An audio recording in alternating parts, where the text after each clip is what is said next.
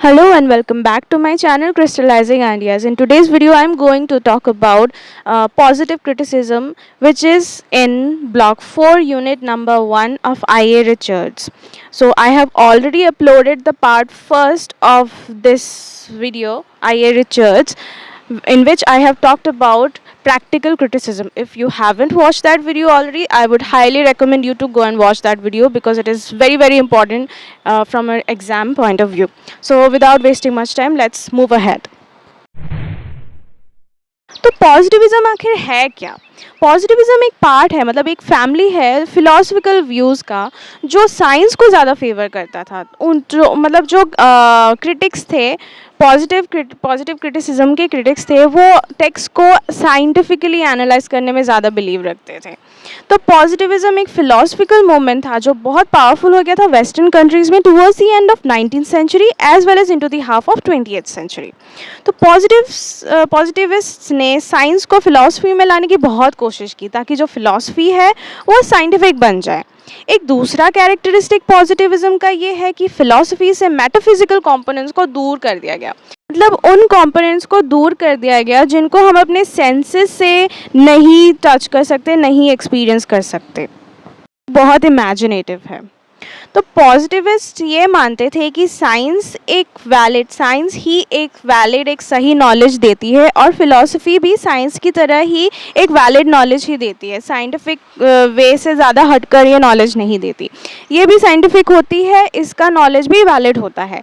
और according to them philosophy का M ये है कि साइंटिफिक प्रिंसिपल की हेल्प से वो ह्यूमन कंडक्ट को गाइड करे, मतलब एक इंसान का रहन सहन कैसा होना चाहिए, सोसाइटी में उसको कैसे रहना चाहिए, सोसाइटी खूबसूरत कैसे बनानी चाहिए, तो उसको वो फिलॉसफी के प्रिंसिपल्स से, साइंटिफिक प्रिंसिपल्स से हेल्प करेंगे बनाने में, तो ताकि एक सोसाइटी एक ऑर्गेनाइज सोसाइटी बन सके, ऐसा उनका मानना था पॉजिटिविस्ट का।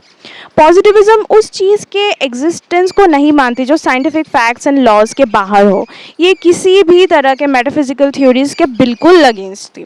तो पॉजिटिविज्म ये क्लेम करती है कि the only source of knowledge is sensory experience, मतलब वो एक्सपीरियंसेस जो हमें मिलता है by touching something, by physically senses, जो आइज से, नोज से, अपने टंग से टेस्ट करके, देख के, सुन के, वो सारे एक्सपीरियंसेस जो हम अपने सेंसेस के थ्रू फील करते हैं, एक्सपीरियंस करते हैं, वही हमारी प्रैक्टिकल नॉलेज होती है, वही हमारी एक अच्छी सोर्स ऑफ नॉलेज होती है अकॉर्डिंग टू पॉजिटिविस्ट्स।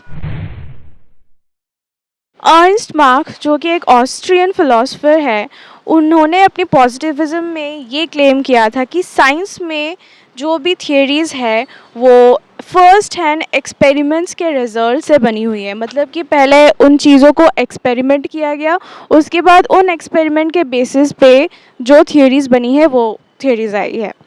और he rejected the theories about unobservable things, और जितनी भी थियरीज़ है जो अनऑब्जर्वेबल थिंग्स पे बनी हुई है वो सारी उसने रिजेक्ट कर दी।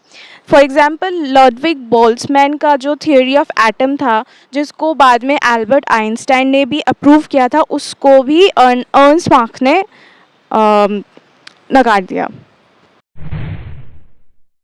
लॉजिकल पॉजिटिविस्ट्स बहुत मिस्टेकनली क्लेम करते हैं कि थियरीज जितनी भी है साइंस में वो सारी एक्सपेरिमेंट्स के रिजल्ट से ही ली गई है। ऐसा थिंकिंग गलत है। Theories are not the logical consequences of experiments. Einstein भी ये बोलते हैं कि थियरीज फ्री इन्वेंशन से ली गई है, free invention of human mind से ली गई है। थियरीज हाइपोथेसिस से बनती है, पहले सिंपल गेसेस होती है, पहले दिमाग में कोई आइडिया आती है, फिर थ्योरी बनती है, उसके बाद उसको प्रूव करते हैं हम एक्सपेरिमेंट करके। ये नहीं कि पहले कुछ एक्सपेरिमेंट किया उसके बाद जाके थियरी बनी, ऐसा नहीं होता। तो ये बहुत बड़ा एक फ्लॉ है पॉजिटिविस्ट क्रिटिसिज्म का। दूसरा फ्लॉ इन पॉजिटिविस्ट के थिंकिंग में था कि सारे नॉलेज एक्सपीरियंस करके लिया जाता है, बट साइंस में ये फ्लॉड आइडिया है कि सारे नॉलेज सिर्फ एक्सपीरियंस से ही लिया जाता है। बिना कुछ एक्सपीरियंस करके भी हम बहुत कुछ सीखते हैं, हाँ उसके बाद हम अप्लाई कर करके, एक्सपीरियंस कर करके उसको और बेहतर तरीके से सीखते हैं, लेकिन बिना एक्सपीरियंस के भी बहुत कुछ सीखा जा सकता है। फॉर एग्ज़ाम्पल हम किसी और के एक्सपीरियंस से कुछ सीख रहा है, वो एक्सपीरियंस तो हमने फर्स्ट हैंड एक्सपीरियंस से नहीं सीखा, हम उस चीज़ को खुद एक्सपीरियंस नहीं कर रहे, लेकिन जो दूसरा इंसान है उसको देख देख के सीख रहा है। और भी बहुत सारी चीज़ें होती हैं जो हम जिसको हम देख देख के सीख जाते हैं, या फिर खुद रिवाइज़ करके रिवैल्यूएट करके सोच सोच के समझ समझ के यहाँ वहाँ से देख के छानबीन करके भी हम सीखते हैं। लॉजिकल पॉजिटिविस्ट ने सिर्फ यही नहीं माना कि नॉलेज साइंटिफिक होती है और एक्सपीरियंस से ही ली जाती है, बल्कि उन्होंने ये भी बोला कि अगर एक लैंग्वेज को हम लॉजिकली एनालाइज करेंगे, लॉजिकली समझेंगे, तो तब हम अपने लाइफ के प्रॉब्लम्स, फिलोसफिकल प्रॉब्लम्स भी सॉल्व कर पाएंगे। तो उन्होंने क्या किया, स्टेटमेंट्स लैंग्वेज को डिवाइड कर दिया दो पार्ट्स में। एक वो पार्ट जो एक्सपीरियंस से ली गई है, जो हमारे सेंसरी एक्सपीरियंस के बारे में बताती है, और वो पार्ट जो बिना किसी एक्सपीरियंस के बेसिस पे लिख दिया गया है, या फिर किसी मेटाफिज़िकल एल्यूजन्स है उन स्टेटमेंट्स में, और उन्होंने मेटाफिज़िक्स को एकदम मीनिंगलेस ही बता दिया। So guys, that was all for today's video. I hope to see you in the next one. अगर आपको कोई भी क्वेरीज है तो you can ask me in the comment section below, and thank you for watching. I would be uploading the next part of this video very soon and will provide the link of that video in my description box below. Thank you for watching.